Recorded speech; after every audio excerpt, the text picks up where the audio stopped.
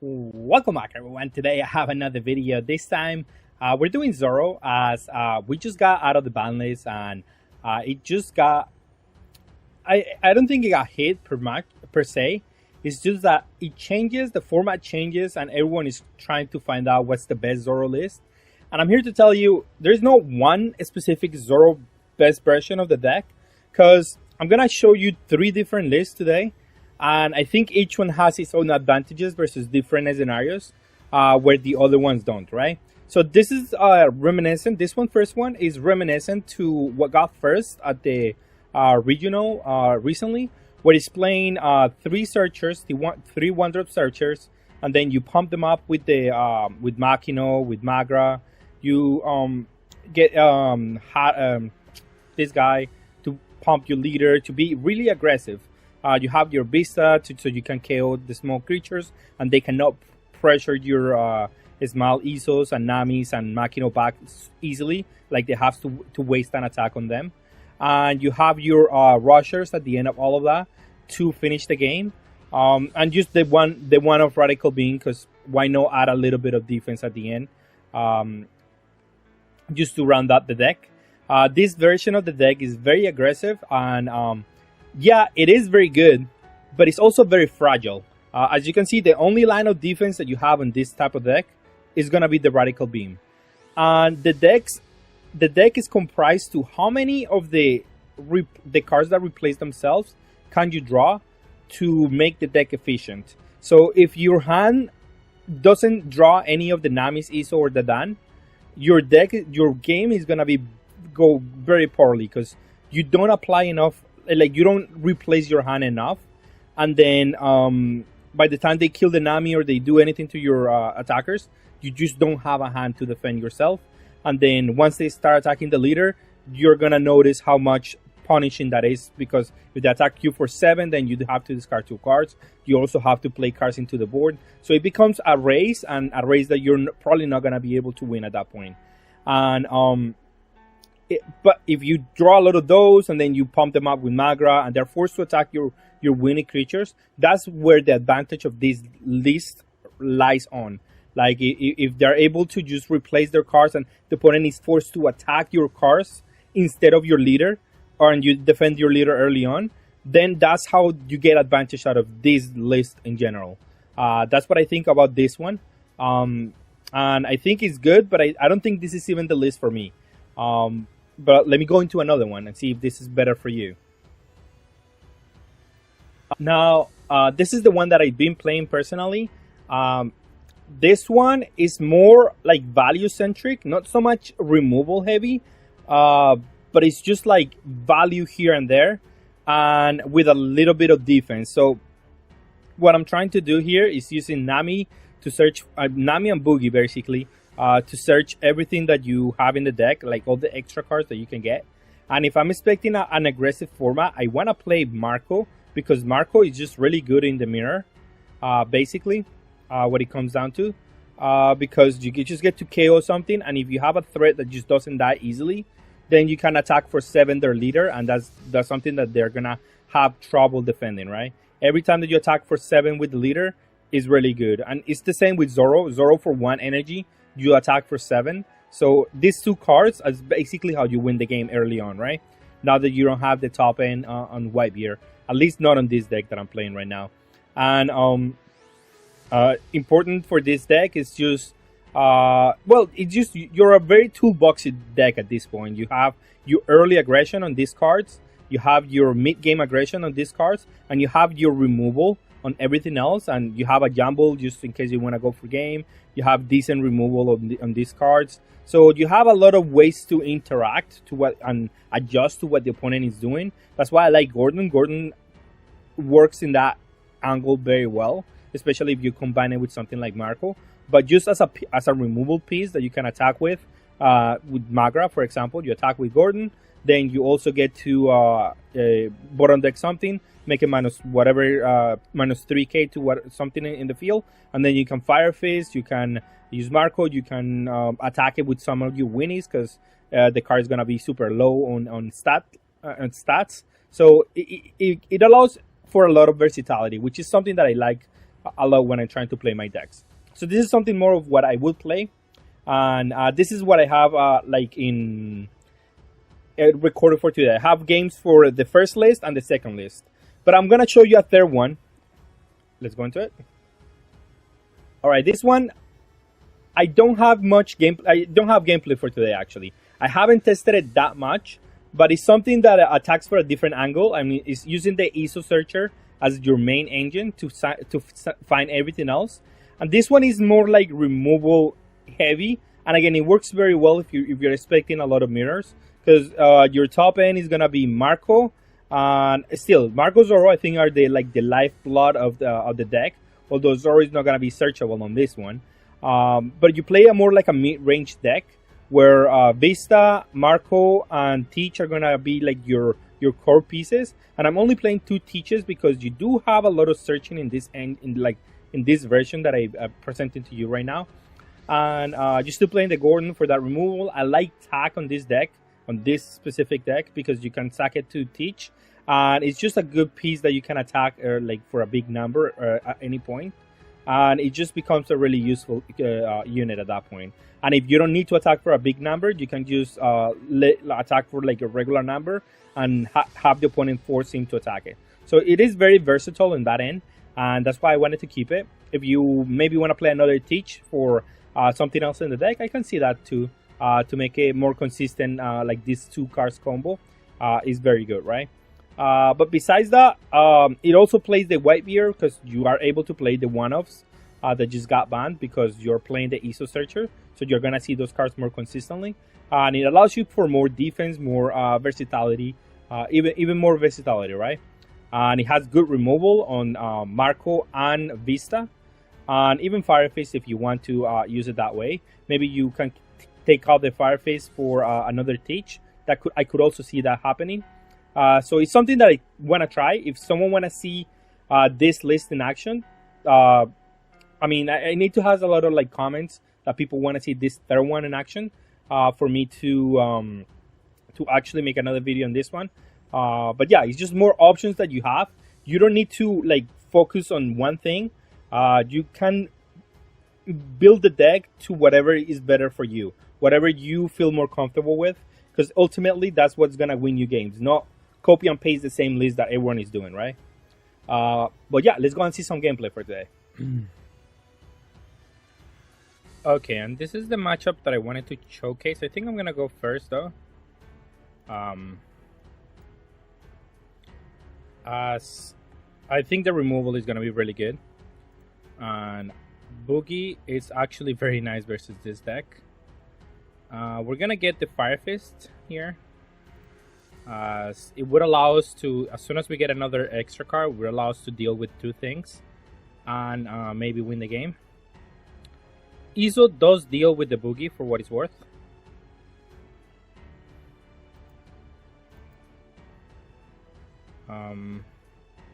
We'll attack for 5, see what it does. And now let's attack for no, let's just deal one. Let's do one more setup turn, because the Fire Fist is gonna be really good either way. Although, and I do want him to attack my life, so I can get something going on here. It could be a dead card. That's the issue that we will be running on this matchup here. But if we're able to do Fire Fist and attack with Boogie, that's gonna be really nice too.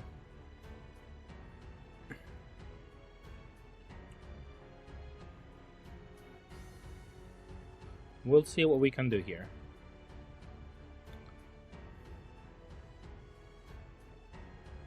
He does Magra, however, and he's gonna deal us 2 damage probably. Okay. Ooh, okay, so we have the Fire Fist active.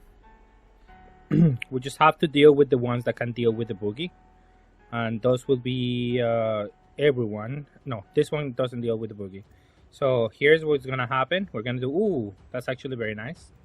So we're gonna do Fire Fist on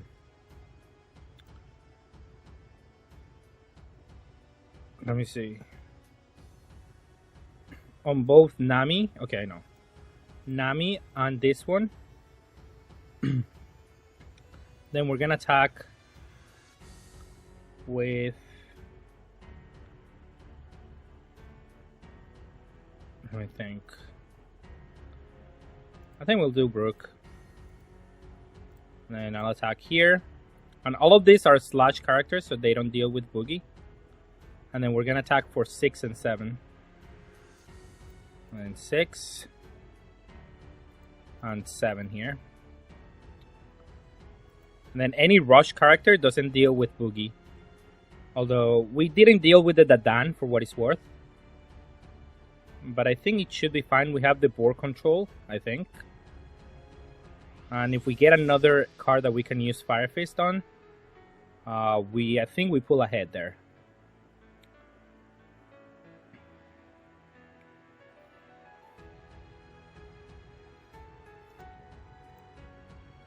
He does have the Vista, however. And we do want to combo out of that one.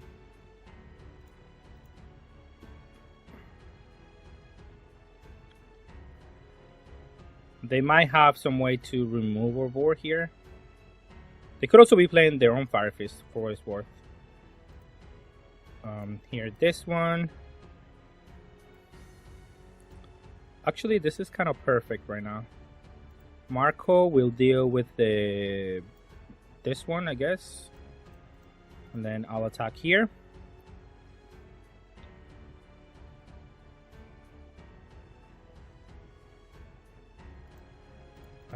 I'll attack with this one because I don't need to attack with this one. I mean, if he's gonna defend 7th, then he defends 7, right? And then we have a Marco, so now this one is not actually dead. I think I do because we're gonna try to out-resource each other. And if he has to waste another attack here, that's gonna be fine, because if he starts attacking my leader, it's gonna be difficult for me to defend. So I do have to defend the Zoro here. Now, rushers are really good in this matchup for what it's worth. If he has a couple more rushers, he can really pull ahead. And then, yeah, 7, that's fine. We'll take that one. Oh, he has rush Sanji. Okay. So he is super aggressive too. I'll take it. And here,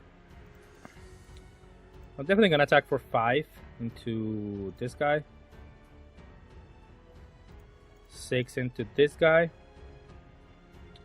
Then we're going to attack for 7/7 probably.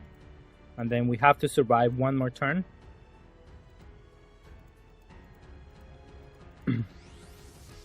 Oh, sorry. Attack for 8. And then 7.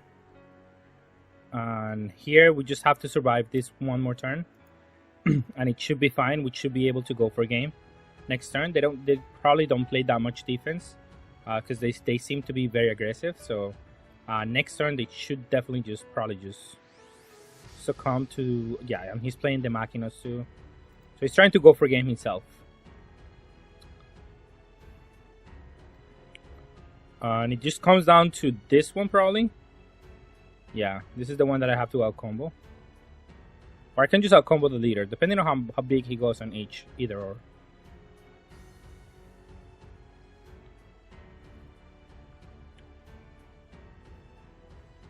But he can also have a rush, any rusher, which he does seem to have a couple.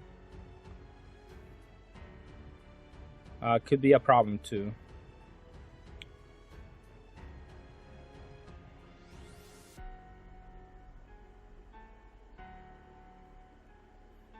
It's an interesting position here to how he goes for game.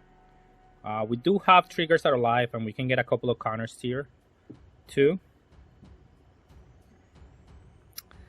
7 is an interesting number. But I'm going to take it because I don't want to go to 0. Yeah, that's perfect. Another 2k counter is just what I would need it. Because now that forces him to attack with a big number here. To take the last life.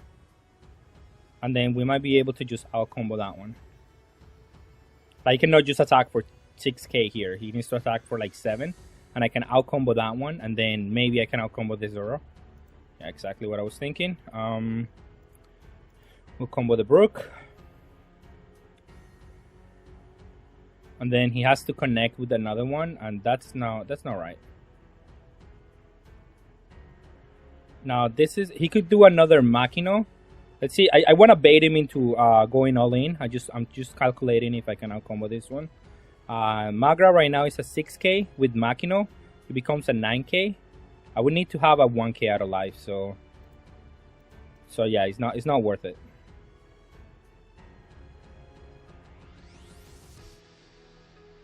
He does have the Makino, and I don't know why he's playing it, but because that doesn't go for game.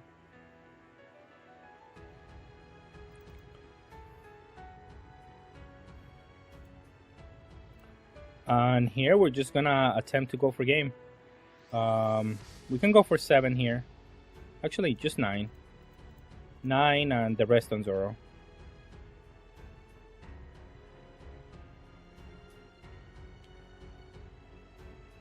Yeah.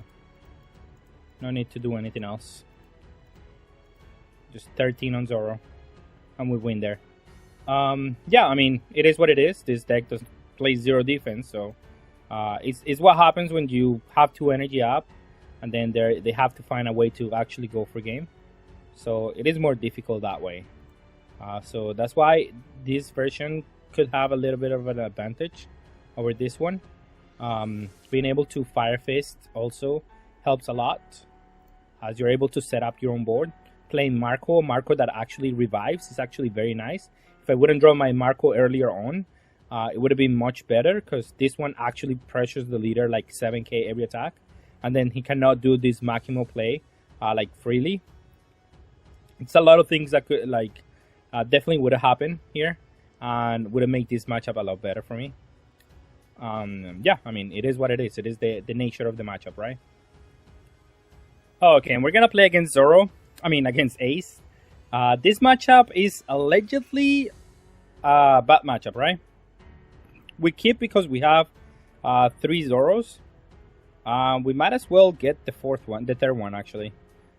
This way we can play around the removal, which is the most important thing here. Yeah, pretty much everything else doesn't really matter. He plays a Boogie. Boogie is really good to pressure because it does have, like, my board has Lash for what it's worth, but I mean, it should be fine. Let's attack with Zoro first. Pressure the life, and I'm gonna just attack with Zoro immediately, because this matchup, again, if I just leave the standing, I run the risk of just having them get Fire Fist. So yeah, just have to attack every turn if able. And he combo a 2k on that 5, so that's pretty good for me. And then next turn, if he wants to deal with the Zoro, he can do a Fire Fist for what it's worth. That should be fine. I mean, I don't mind if he does, because then that's 2 cards out of the hand. Next turn I play Marco. He's forced to attack my life, and then we'll see from there how it develops.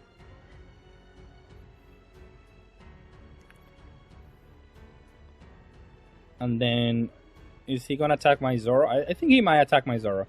He attacks my Zoro, and then he wants me to let it die. And if I don't let him die, he uses the Fire Fist or develop something else. But I'm forcing him to play the Fire Fist. I want him to play Fire Fist right now, as I do have already a Marco in my hand, and it should be. I mean, if I draw an extra card, also will be he will be protected, and I want him to just waste his turn trying to play just a Fire. Yeah, exactly.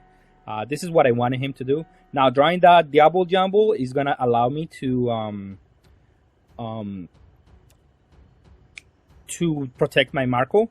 But also, I should have attacked first before playing the Marco, but it should be fine. I mean, it wasn't that big of a deal here. But that's perfect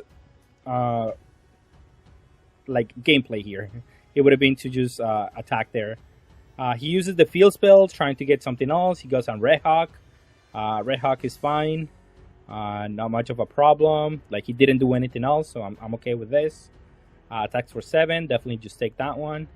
And I'm gonna attack for 7, just trying to force the counters out of my opponent's hand. He has a Red Hawk, of course. So, I mean, he has to use it 1 here, and then the rest is whatever. He's gonna use it somewhere else. But we do have to play around the Red Hawk, of course, because he's representing that one. So we're not gonna play anything right now. We know he has a Red Hawk, so I'm gonna attack, hoping that he combos. But of course, he hit the trigger. He's gonna do that one to that one, and he's gonna attack here. He's gonna use Red Hawk, which is fine because here I get to use my Marco's ability once again. So it's a funny interaction because he can Red Hawk, of course. Then I do Diablo Jumbo, get it back, and because it's still my turn, it does actually KO the ISO. So it's a funny interaction, and then we get to develop the boogie, and it gets us another extra card so we can protect the Marco. So this turn was perfect because he was forced to use his counters, and we're still super ahead on board, and we're still super ahead on life. So and I don't want to play my Zoro here yet because it's gonna be I want to save him for the final turn where he thinks he's safe, and I can just use it as a rush attacker because that's the way you finish the games against this deck. He's gonna out combo whatever turn. He's gonna use all his energy, and then I don't know where you hit him with another Zoro. This is the second game that I play against this guy. I won the first one, I believe. Yeah, I won the first one. It was a close game though, so that's why I did another rematch with him. And this is not an easy matchup for the deck, to be honest. They have a lot of removal, they have a lot of things, but Marco does help, and that's why I like Marco that you actually can revive, because they cannot easily deal with him, and then you get to attack them for here 7. You want to out combo this one? No, you take it. Okay, so then I'll attack for 8. See if he wants to give me cards. He does. He gives me 9. And I was thinking about playing the Zoro, but again, I just want to use the Zoro when I need to. I don't want to use the Zoro to take the last life. So I'm just going to develop the board a little bit. Maybe I should have attacked with the Zoro for a bigger number. But putting them to 0 still wasn't like the best thing ever. Having them combo 2/2Ks was still good enough. And they still have to deal with my board every turn. Because, I mean, it's going to be super annoying for him to deal with, right? And they do have 7 cards, possibly 8. I mean, I'm sorry, 6 cards, possibly 7 because of the what is it called? Well, I forgot the name of that one. The Striker. And he's gonna attack my leader, and I'm gonna defend it because the only way that he can actually win this game is if he races me. If he races, then he's forced to destroy every card in my board. If he doesn't, then I have enough time to win the game. And this is what happens right here. And we're gonna, again, he only has 4 cards right now, so he was forced to deal with my board. So now it is much easier for me to go for game. I'll attack for 7, see if he wants to out combo out of this one.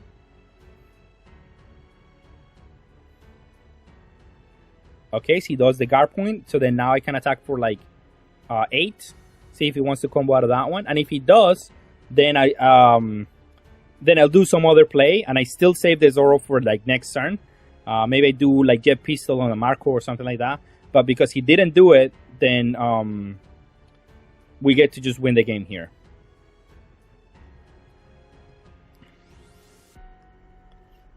Basically, for every game, I guess my opponent is a little bit salty. I did keep 3. That's why I kept my hand, because I had 3. But yeah, I mean that's the rushers are gonna be really important to skate around the removal. Zoro is gonna, I mean, Ace is gonna play a lot of removal. You have to play around it by having rushers. It's just the way it is. Okay, and we're gonna showcase the aggressive list, the one that playing both searchers first. I think Smoker should be fine. Yeah, I'm gonna keep. I'm sorry. This is okay. I have a rusher. I have I drew the search. Pretty much should have mulligan for a searcher, but it's okay. We got there. We're gonna get this one because it's gonna work here. yeah, I'm just gonna pass this turn. They could keep up Impact Wave, which seems like is gonna happen. So now I have to play around that. But I know how to play around it, I think. Definitely gonna take that hit.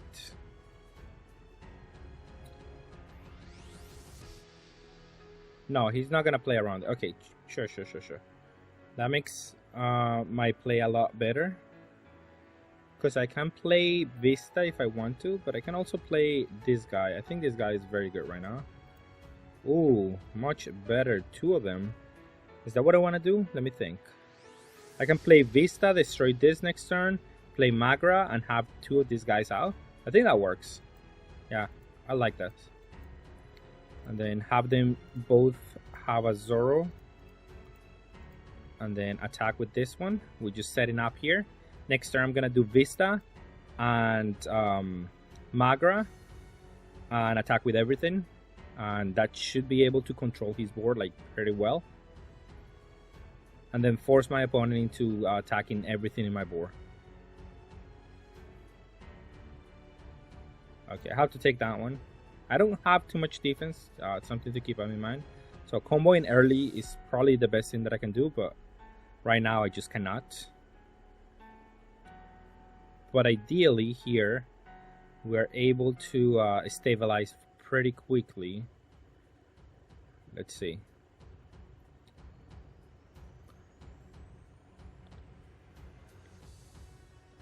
I just placed Kusan, which Kusan is okay, but it's not going to do much.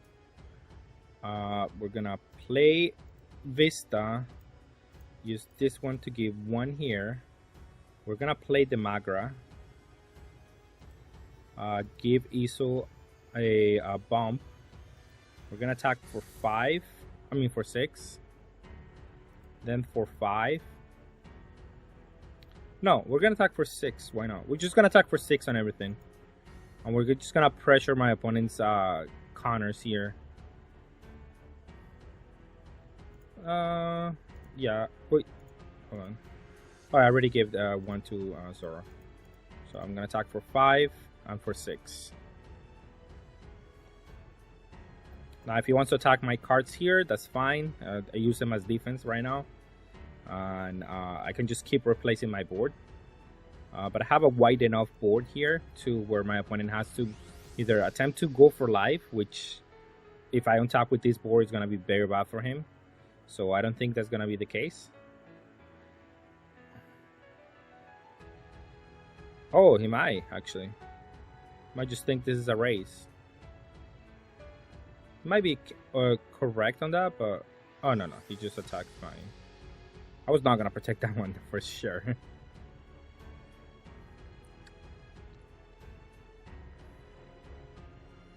Yeah, that's fine. 5/5. I have no issues with that one.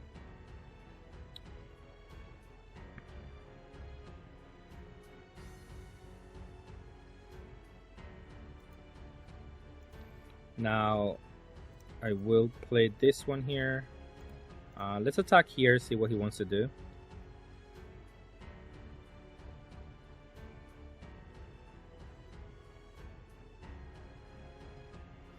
If he wants to do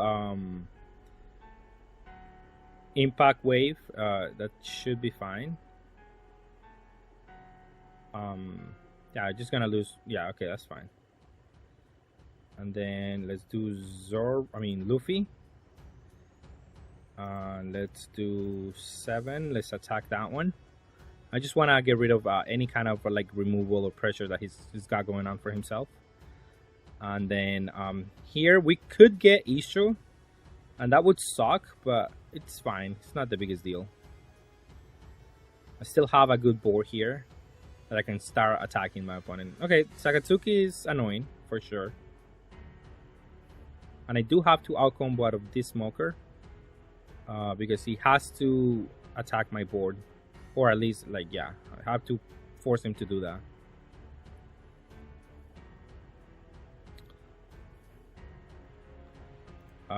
I will combo a 2 and a 1. I think this one is okay.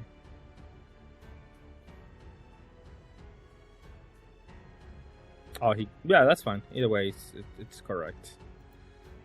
Here, I'll play a Machino. Use the ability here. This will be 5. Let's do 7. So he's forced to block or take that one. I don't care.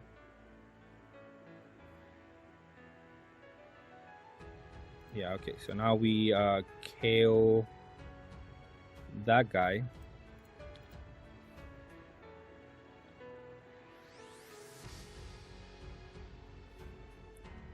And if he wants to defend that one, I will try to KO it. Because the idea is that he's going to have to attack the Machino. Because we put him in this spot. It is annoying because I do have to KO it. So yeah, I will do this. He attacks my board. Next turn I untap with the dance. Filter my board. Oh, he's going to destroy one of the guys. I still think he has to attack the board though. Because he has low hand size, so I mean he has to raise me as well, but he has to attack the board too. So that's fine. I used 2 blockers there basically. And he has this one, which it's okay. Let's see, the Dan gets me a Machino, I think. Then the Dan gets me a 1-drop here. Ideally, I don't play the 1-drop, to be honest. I could play the Brook, so I don't give him like bigger value here. Definitely just attacking for 5. I should have done that first, just in case I hit any triggers here.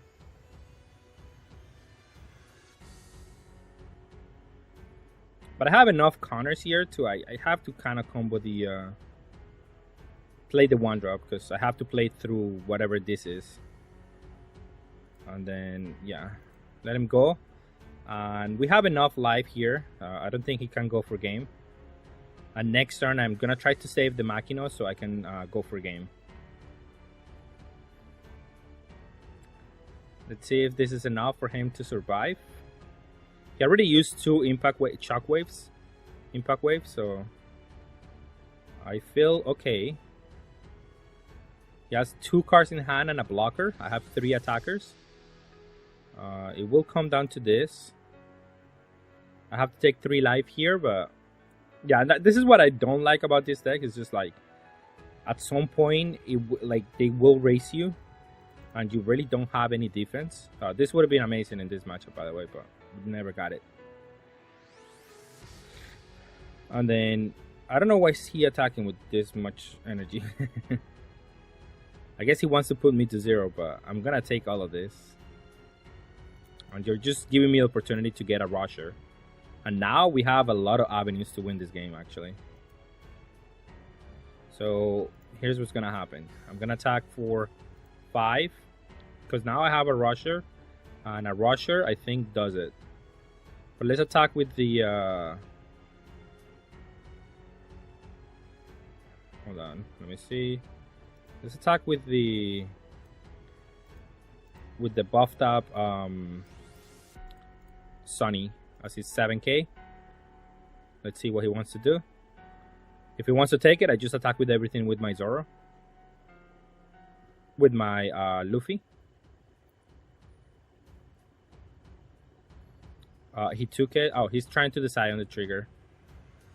But yeah, I mean, taking it there is kind of difficult. I think he would have died anyway. It doesn't matter. Attack for 6. He's gonna block. Well, then I don't have to play the Luffy now. I can just attack on everything on the Dan. 12. With 3 cards, it's not really possible to out combo.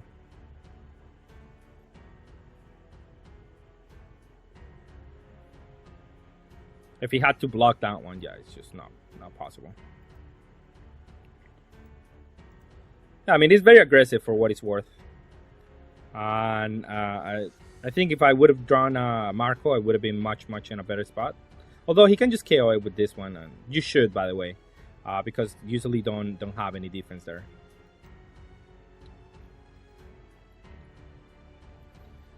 Okay, we're gonna play versus Flamingo. This hand is actually pretty good, so we're gonna keep it. Draw. We're gonna do the Dan first. Yeah. We got this Sunny-kun. That's a good card here. We're gonna try to develop our board as much as possible this turn. We're gonna try to KO the Flamingo.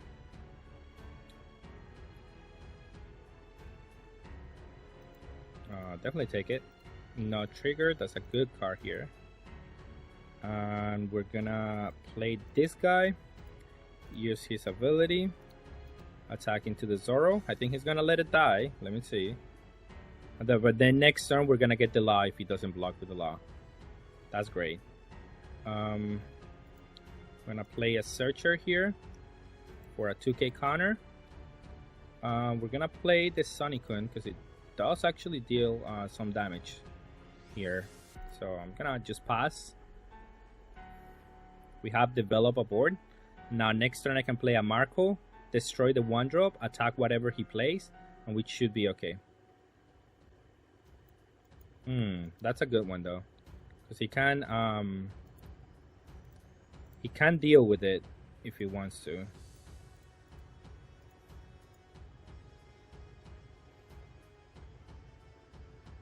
Then here I'll attack. I assume he's not gonna attack my Dadan, because that would be really bad for him. He does swords, however. Oh, he does play attack to Dadan. That's good for me. That's not what you should do, by the way. But what you should do there is definitely let the just ignore the board. You have to raise them at that point, because every turn I'm just gonna replace my cards, and I will ask for cards in return. So here I just attack for 5 because there is no reason to attack for anything else.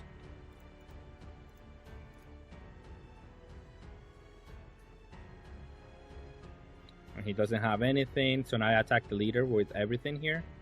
And I'm just gonna keep developing this one, however. Just trying to get 1-drops out. And use this one to give it to this one. And here. Let's attack for 6 on everything, I think. It's probably good. That way we pressure the 2k counters.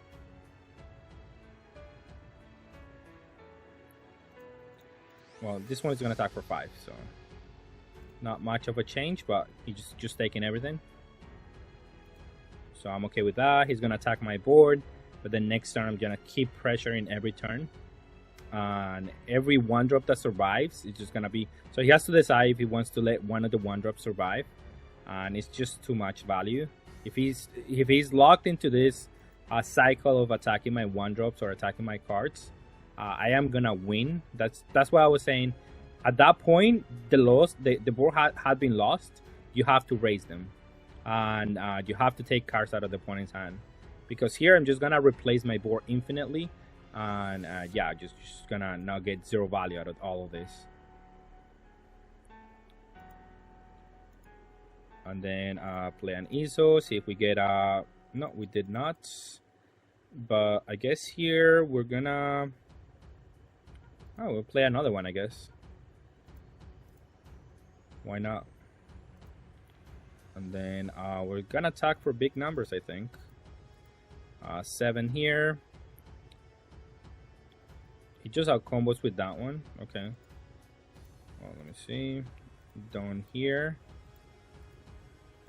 Wait, I haven't done this one. So, wait, but this is 5, 6, or 7. Yeah. You know what? I'm gonna touch just for 6. See if he has something here. He does not. So we're just gonna attack for 7 now, I guess.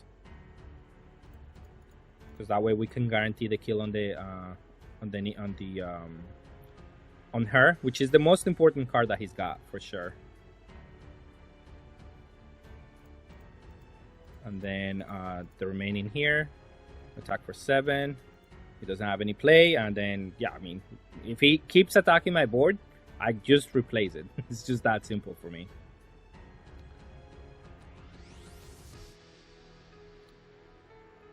Every time he attacks my board, it attacked and blocked. So it is incorrect to attack the board. And I'm gonna post this video because even though he's not playing bad, he's just like, he's playing this matchup incorrectly. You have to understand that this is just gonna outvalue you every time. Doesn't matter what you do. I can attack your board every time, and I don't care. I can just replace my stuff every turn. And then he does have a way to just, yeah, I mean, he has good cards, I'm not gonna lie. But every time, like here, I'm just gonna outvalue you every time because I go here, use the Dawn to do into my leader, and then attack for 6, and you have to kind of, oh, 7. Sorry, that was not the intended thing, but yeah, I'm just gonna attack for 7 here. And then we're gonna attack for 5s because now he's kind of locked into having to block these 5s. And we're gonna play Luffy now, and we have this many cards in hand to just defend whatever he does here. I'm gonna attack for 5 now, and then attack for Luffy. And this is a problem for him. Now he has to get rid of that one. And then every rusher after this is a problem for him. And he has to get rid of all my board every turn. So he's locked into a position where he's not going to win the game. Oh, the swords does help. Another swords. No, wait. Never mind. Just one swords. Oh, Perona, so he can use the leader ability. But now I don't care about his board. I'm just going to attack game, I think. And then I use my Machinos to just pump my cards to oblivion. And he doesn't have... And he did the wrong one too. That was a good attack, however. He definitely has to attack with these cards because... we are gonna KO that one here, and we're gonna pump our 3 drops here. This is a 5, 6, 7, a leader.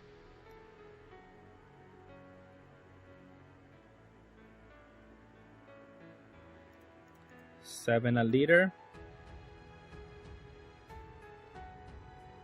and then double Machino here.